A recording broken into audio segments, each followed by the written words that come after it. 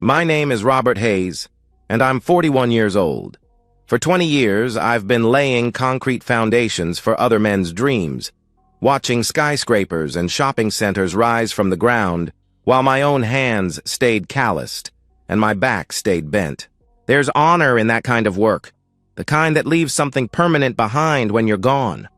Or at least, that's what I used to tell myself when I came home covered in dust to a woman who once looked at me like I hung the moon.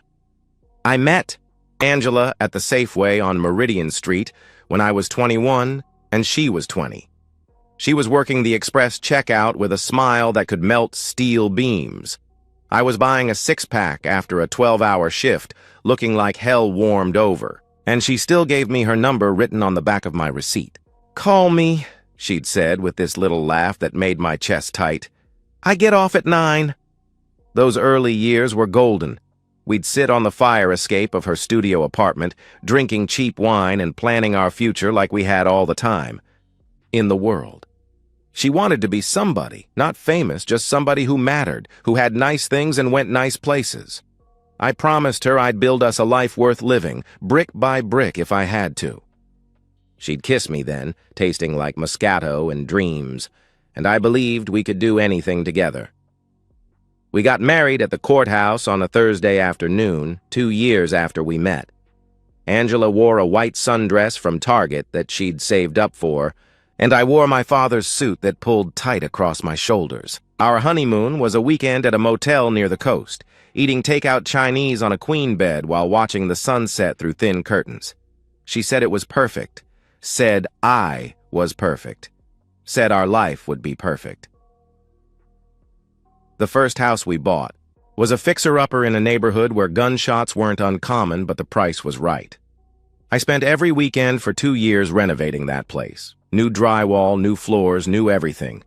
Angela would bring me sandwiches and sit on a paint bucket, talking about her day at the office where she'd started as a receptionist. She had ambitions, my Angela, always reaching for something better. But somewhere around year 10, the reaching became grasping. She started noticing things. How Linda from her book club had a new Lexus. How her sister's husband took her to Cabo twice a year. How the other wives at company functions wore designer labels while she shopped at Ross. "I'm not complaining," she'd say, which meant she was absolutely complaining. "I just think we could be doing better." Greg Thompson entered our lives at a 4th of July barbecue 5 years ago. My boss, technically, though he spent more time in air-conditioned offices than on job sites. Tall, silver at the temples, the kind of man who looked good in a suit or jeans, who could quote stock prices and wine vintages with equal confidence. Angela's eyes followed him around that party like he was magnetized. "Now that's a successful man," she said that night, undressing with her back to me. "Did you see his watch? That's a Rolex, Robert, a real one. I told her I didn't need a Rolex to know what time it was." She laughed, but it wasn't the warm laugh from the Safeway. This one had edges. The changes came gradually. She started going to the gym, buying face creams that cost more than our weekly groceries, getting her hair done at salons instead of supercuts. When I mentioned the credit card bills, she'd wave me off. "I'm investing in myself, Robert," she'd say dismissively. "Maybe you should try it sometime." I'd look at myself in the bathroom mirror after she said things like that. Saw the crow's feet, the gray creeping into my beard, the way my shoulders slumped after carrying the world on them for 2 decades. But I also saw the man who'd loved her since she was 20, who'd built her a house with these hands, who'd never missed an anniversary or forgotten her favorite flowers were yellow roses. That night, as Angela turned away from me in bed, I heard her phone buzz with a message. She grabbed it immediately, her face illuminated by the screen, and for the first time in 20 years, she smiled in a way that had nothing to do with me. The changes accelerated after that company barbecue. Angela started having meetings that ran late, always with perfectly reasonable explanations that felt rehearsed. "Budget reviews," she'd say, kicking off her heels at 10:30 at night. "You know how Greg is about the quarterly reports." I knew how Greg was, all right. Smooth, as aged whiskey with a laugh that made you feel like you were in on some secret joke. He'd stop by job sites occasionally, clapping me on the back with manicured hands, asking about the missus, with a smile that never quite reached his eyes. Angela's criticisms became sharper, more frequent. She'd watch me eat dinner and sigh. "Oh, you have to chew so loud?" she'd ask with irritation. "Greg says table manners are a sign of breeding." Or she'd see me getting dressed for work and shake her head. "Those jeans make you look homeless," she'd complain. "Why can't you dress like a real professional?" "I work construction," I'd remind her. "You want me laying foundation in a three-piece suit?" "I want you to have some ambition," she'd snap back. "Some men actually try to improve themselves instead of staying stuck in the same dead-end job for 20 years. The irony was, I'd been promoted twice in the last 3 years. Crew supervisor, then site manager. Good money, better benefits. But it wasn't corner office money. It wasn't Rolex money. It wasn't Greg money.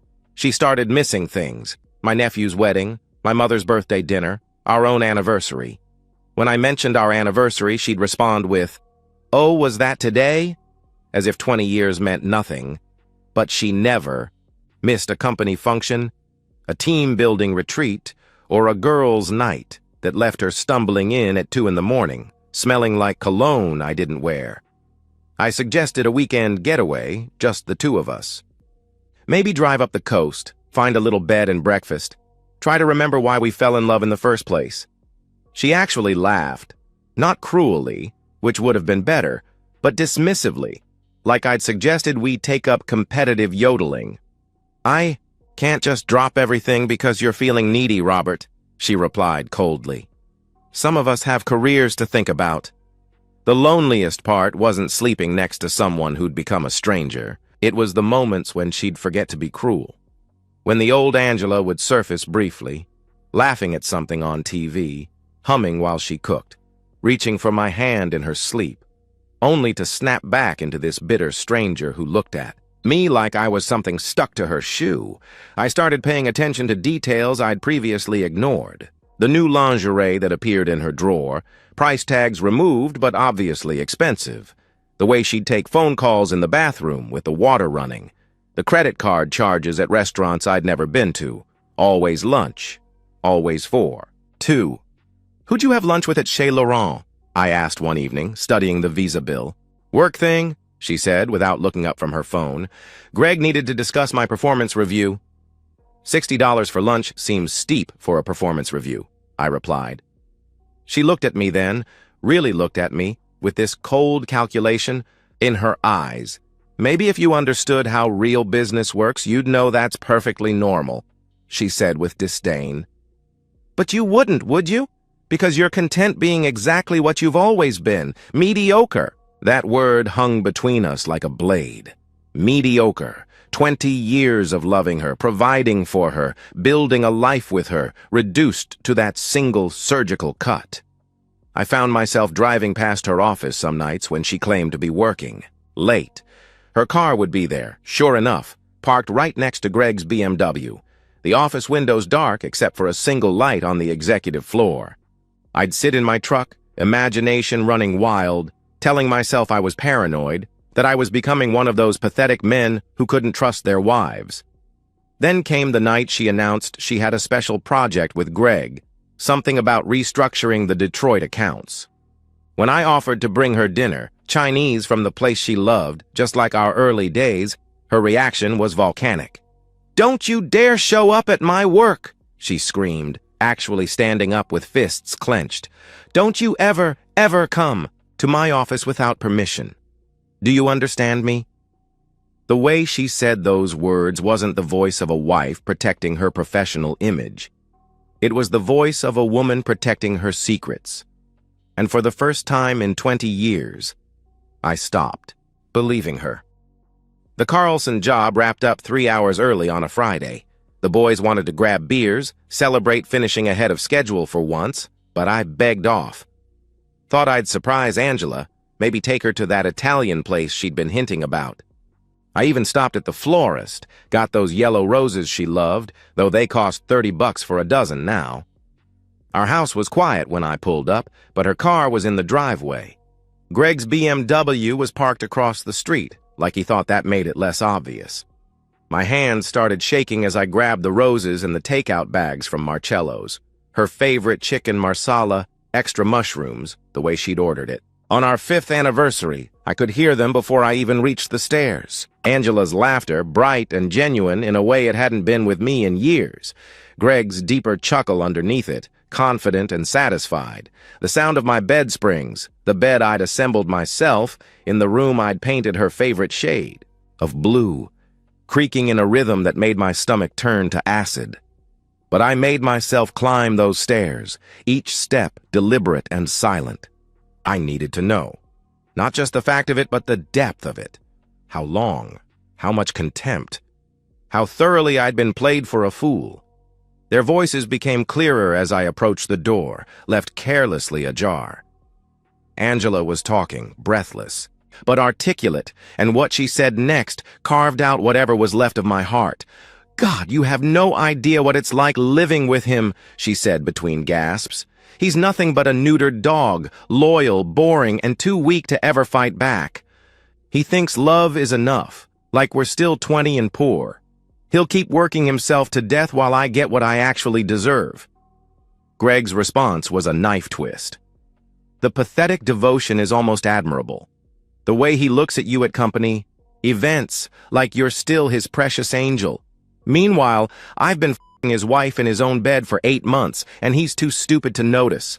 They laughed then, together, and the sound broke something fundamental inside me. They went on, trading observations about my inadequacies like comedians workshopping material, my dad bod, my complete lack of ambition, the way I still brought her flowers like it was 1950, how I actually believed her excuses, swallowed every lie because I trusted her.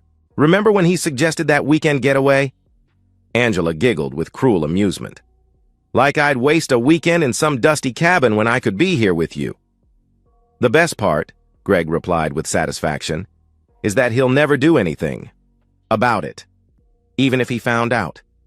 He's the type who'd forgive you, try to work it out. Probably blame himself for not being man enough to keep you satisfied." I stood there in my own hallway, listening to 20 years of marriage reduced to a punchline.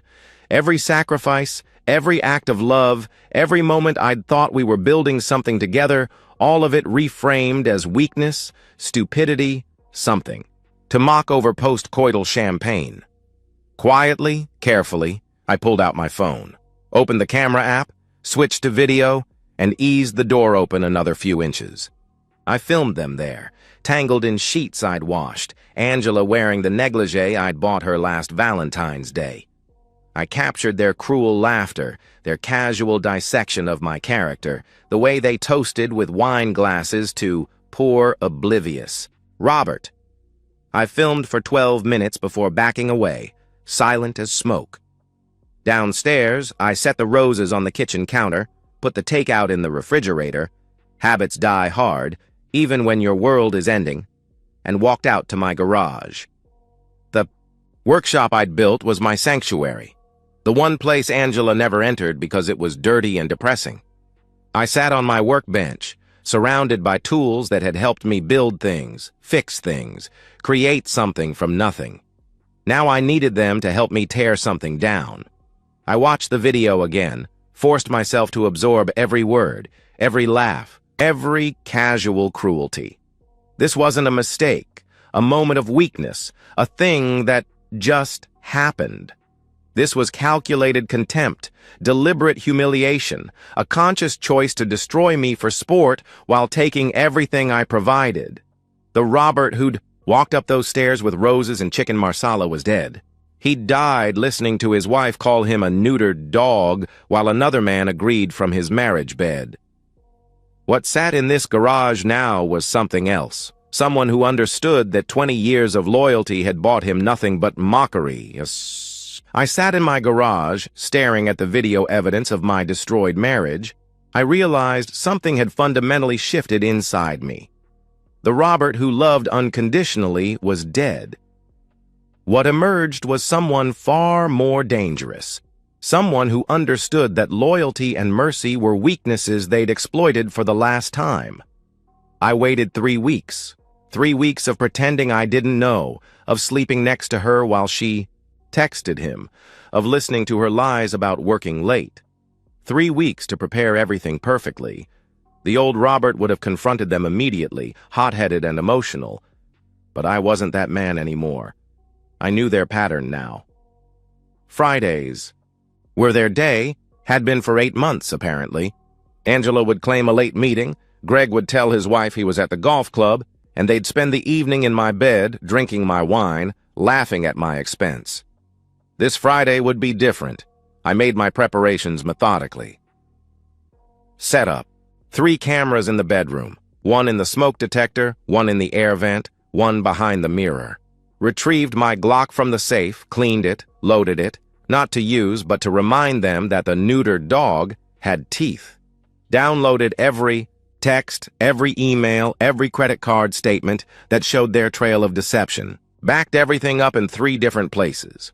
Then I called in sick Friday morning, kissed Angela goodbye like nothing was wrong, and drove away. But I didn't go far. I waited at the coffee shop 2 blocks away, watching the clock, letting the anticipation build like pressure in a boiler. At 5:47 p.m., Greg's BMW pulled into my driveway. At 5:52, they were in my bedroom. At 6:15, when I knew they'd be deep in their routine, comfortable in their deception, I came home. I didn't slam the door, didn't storm up the stairs. I walked calmly, each step measured, my Glock heavy in my jacket pocket. The sounds from the bedroom were exactly what I expected. Breathy moans, rhythmic movement, the occasional laugh. My hand was perfectly steady. As I pushed open the door, the silence that followed was cathedral vast. Angela's eyes went wide, her mouth forming a perfect O of shock. Greg scrambled backward so fast he fell off the bed, his smooth confidence evaporating like morning dew. They both froze, naked and vulnerable, waiting for me to scream, to cry, to shoot. Instead, I pulled out my phone, set it on the dresser, and hit record. "Keep laughing," I said quietly. The silence stretched, unbearable. Angela clutched a sheet to her chest, as if modesty mattered now. "Robert, I can explain," she began desperately. "No need," I replied calmly. "I heard everything. 3 weeks ago. The neutered dog comment was particularly clever." I tossed the Glock onto the bed, not pointing it, not threatening, just letting it lie there between us like a statement of fact. Greg's eyes fixed on it, his face draining of color. "Robert, let's be rational here." He started nervously. I crossed the room in 2 strides and dragged him to his feet by his throat. 20 years of construction work had given me hands like vice grips and shoulders that could carry 100-pound bags of concrete. Greg might have had the corner office, but he had nothing for me here, naked and gasping. The first punch broke. His nose. The second loosened teeth. By the 5th, Angela was screaming, begging me to stop. I dropped him on the floor, where he curled into a ball, blood pooling on the hardwood I'd installed myself. "Everything is recorded," I told them calmly. "Every text, every email, every credit card receipt. The cameras in this room have been running for an hour. Your careers, your reputations, your comfortable lives, they're all in my hands now." Angela was sobbing, mascara running down her cheeks. "Please, Robert," she pleaded desperately. "I'm sorry, it was a mistake." 8 months isn't a mistake. It's a choice, I responded coldly. "And those things you said, about me being weak, pathetic, too boring to live with, those weren't mistakes either. Those were truths you were too cowardly to say to my face." I picked up the gas can I'd left in the hallway earlier that morning, hidden behind the linen closet door. Angela's sobs turned to shrieks as I began dousing the bedroom, our marital bed, her clothes, the carpet where Greg's blood was soaking in. The smell of gasoline filled the room, sharp and final. "You're insane!" Greg managed through his broken teeth.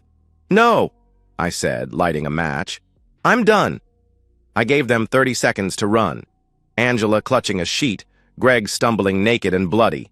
Before I dropped the match, the bedroom erupted in flames, 20 years of memories converting to smoke and ash.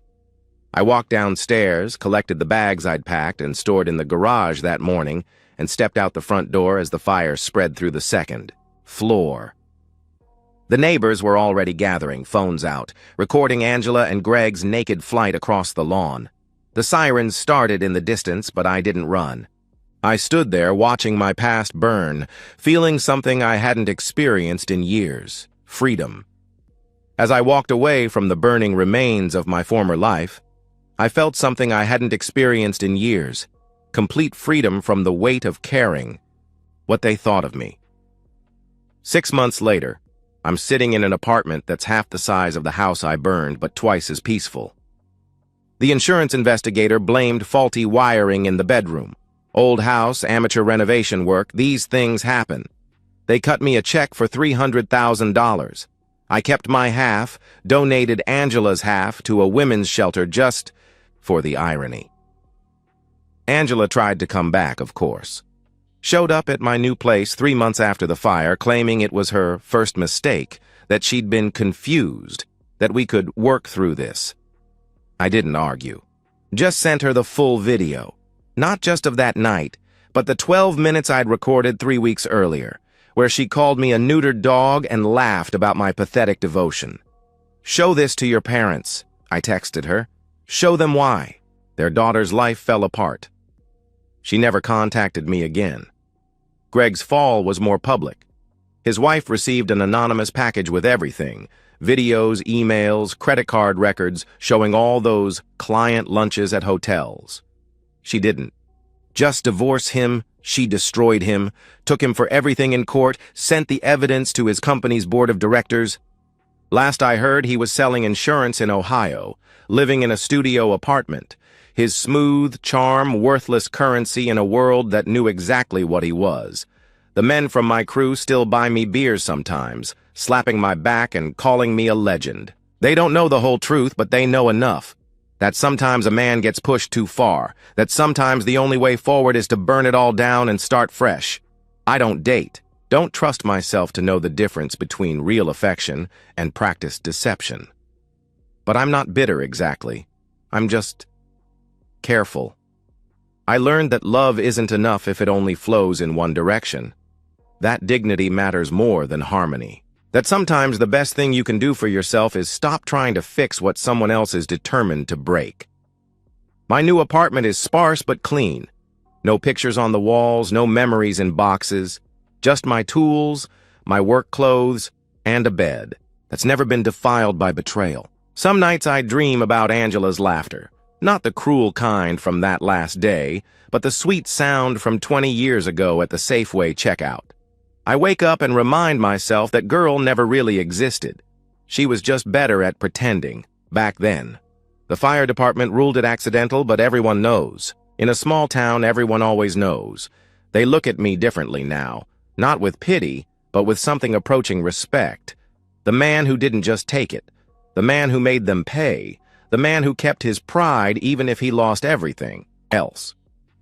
I work the same construction sites, lay the same foundations, build the same dreams for other people.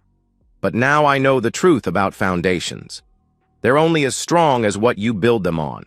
Build on lies, and everything eventually collapses. Build on truth, even brutal truth. And at least you know where you stand. Some might call what I did revenge. Others might call it justice. I call it necessary. I kept my pride, and I made damn sure their laughter never echoed through my walls again. And so, we've reached the end of today's story. Was it what you expected, or did it take a twist you didn't see coming? I'm curious to hear your thoughts. Share them in the comments below, and let's get a conversation going. If this story kept you hooked, make sure to hit that like button. And if you're new here or just haven't subscribed yet, now's the perfect time to join our community. I bring you fresh, captivating stories every day, so click that subscribe button and turn on notifications so you never miss out.